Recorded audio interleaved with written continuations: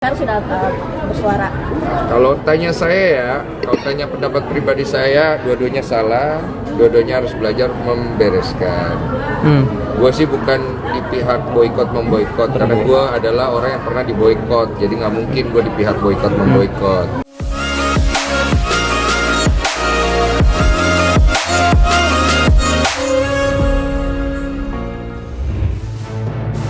Setelah sempat diboykot akibat kasusnya dengan Erika Carlina, DJ Panda akhirnya comeback ke panggung dunia malam. Ia tampak hadir sebagai DJ di sebuah klub malam di Surabaya dengan penampilan terbarunya yang sontak bikin terkejut warganet. Betapa tidak, DJ Panda yang biasanya terkenal dengan rambutnya yang dikuncir, kini bikin pangling dengan rambut pendek yang lebih rapi. Kehadirannya malam itu pun langsung jadi sorotan, terutama karena kasus yang belum lama ini membuatnya diboykot. Namun, kemunculan DJ Panda bukannya tanpa alasan. Pasalnya, belakangan ia mulai banjir dukungan usai klarifikasi melalui sebuah podcast belum lama ini. Dalam podcast itu, ia menceritakan permasalahannya dengan Erika berdasarkan sudut pandangnya. Ia pun mengaku bersalah dan siap bertanggung jawab atas kehamilan Erika. Bahkan dirinya ikhlas jika harus kehilangan job sebagai DJ yang sudah membesarkan namanya. Pengakuan ini lantas membuat DJ Panda sukses menuai simpati publik. Apalagi muncul pengakuan lama dari Erika Carlina di masa lalu yang menyebut dirinya suka membungkus pria. Namun begitu, Erika segera merespon klarifikasi DJ Panda di podcast yang menurutnya tidak sesuai fakta. Ia juga mengaku siap membeberkan bukti-bukti terkait pengancaman yang diduga dilakukan mantan kekasihnya itu.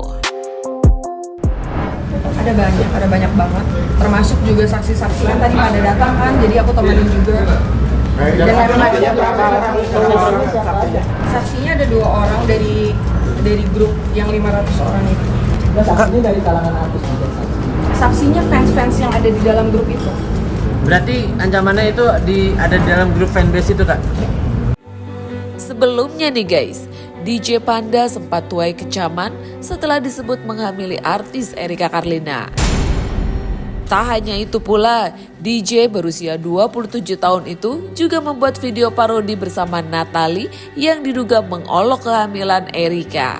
Aksi mereka pun langsung membuat publik geram, hingga kekasih Erika, DJ Bravi, ikut bereaksi keras. Di sisi lain, Erika telah melaporkan DJ Panda ke Polda Metro Jaya sejak 19 Juli 2025 lalu terkait ancaman yang diterimanya dalam grup WhatsApp berisi 500 anggota fanbase.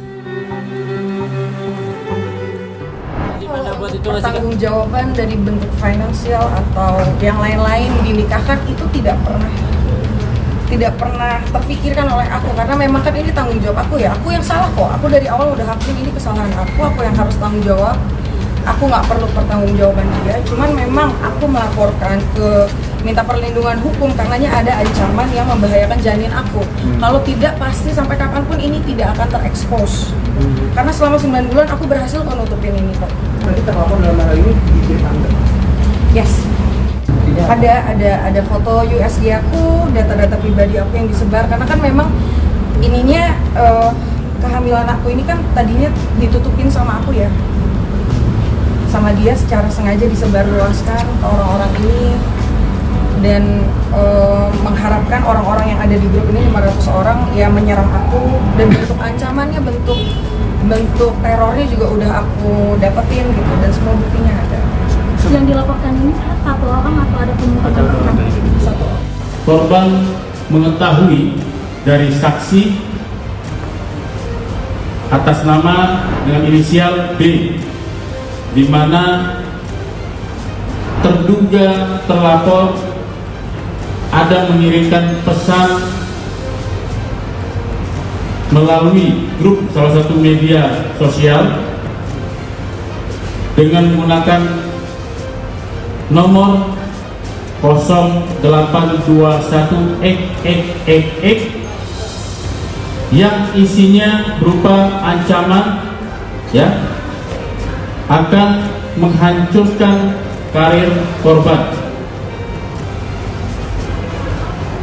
Terduga terlapor juga ingin membuat berita bohong dengan menyebutkan bahwa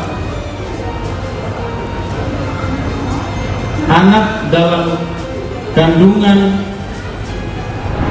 korban bukan anaknya, ya. Kemudian terduga terlapor juga ada mengatakan bahwa korban merupakan seorang psikopat, ya. Oleh sebab itu korban merasa dirugikan dan melaporkan kejadian tersebut ke SPKT Polda Metro Jaya, dan saat ini perkara tersebut masih dalam pendalaman oleh penyelidik, ya.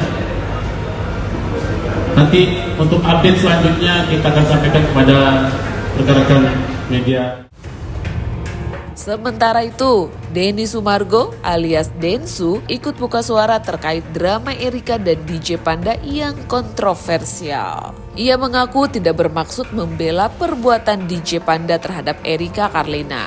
Menurut Densu, niatnya mengundang DJ Panda semata untuk memberikan ruang agar narasi yang beredar di publik bisa terselesaikan dengan baik. Suami Olivia Alan itu menegaskan bahwa dirinya tidak dalam posisi membantu pria yang memiliki nama asli Giovanni Surya Saputra itu. Itu awal mulanya kan lewat salah satu kenalan. Terus kemudian akhirnya ketemu. Udah itu doang. Tapi alasan Koko untuk membantu DJ Panda amplifikasi bisa dibilang. Sebenarnya sih kalau dibilang membantu nggak juga ya. Karena di situ kan gue cuma memberikan kesempatan beliau untuk menceritakan versi dia aja supaya bisa diselesaikan, narasi itu bisa diselesaikan di publik dengan baik. Karena isu seperti ini kan tidak bagus ya. Jangan sampai akhirnya malah menimbulkan polemik di masyarakat. Dan butuh DJ Panda untuk membereskan itu aja sih sebenarnya. Masalah perspektif aja sih sebenarnya. Kalau gue membela pihak sebelah, pasti gue juga nggak akan kasih tempat juga. Dan juga gue nggak akan berusaha untuk membuat situasi di mana akhirnya orang bisa kasihan berempati sama si DJ Panda. Harus sudah bersuara. Kalau tanya saya ya, kalau tanya pendapat pribadi saya, dua-duanya salah, dua-duanya harus belajar membereskan. Gue sih bukan di pihak boykot memboykot, karena gue adalah orang yang pernah diboykot, jadi nggak mungkin gue di pihak boykot memboykot. Tapi kalau misalnya memang orang yang nggak mau berubah dan memang orang ini memang bermasalah, ya silakan netizen bereskan saja gitu. Saya juga nggak mau bantu. Nah, menurut kalian DJ Panda pantas nggak nih comeback-nya DJ lagi? Alih-alih kena cancel culture? Dan kira-kira kalian lebih dukung yang mana nih? Tim Erika atau DJ Panda?